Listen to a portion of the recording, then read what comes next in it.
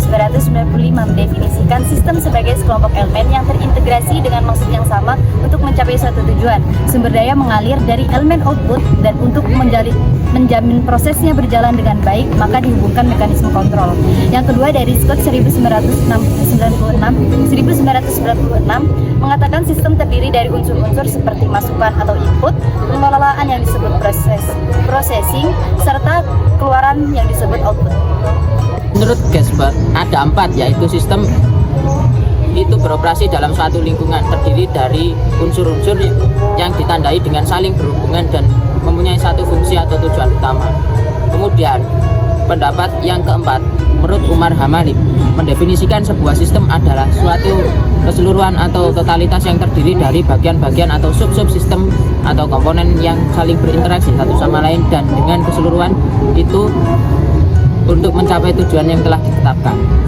Ono Ujana Effendi 1989 mengemukakan bahwa modal sebuah sistem adalah input, proses, dan output.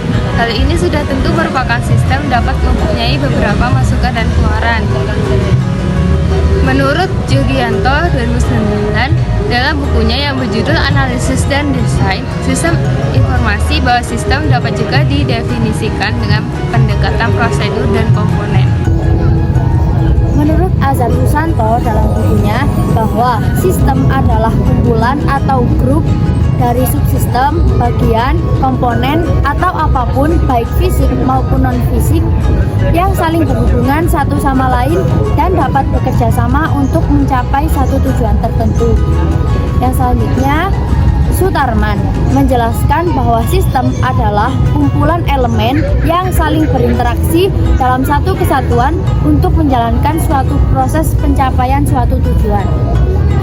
Menurut Mulyadi, sistem merupakan jaringan prosedur yang dibuat menurut patren atau pola yang terpadu untuk melakukan kegiatan utama dari perusahaan atau suatu organisasi. Sedangkan prosedur adalah urutan kegiatan klerikal, yaitu yang bersangkutan dengan rohani, umumnya melibatkan orang dalam satu departemen atau lebih yang dibuat sedemikian rupa untuk menjamin penanganan secara seragam transaksi perusahaan terjadi secara berulang-ulang. Di sini juga ada menurut Edi Sutanta, yaitu secara umum sistem dapat didefinisikan secara kumpulan sebagai kumpulan hal atau kegiatan atau elemen atau sistem subsistem yang saling bekerja sama atau yang dihubungkan secara cara-cara tertentu sehingga membentuk satu kesatuan untuk melaksanakan suatu fungsi guna mencapai suatu tujuan.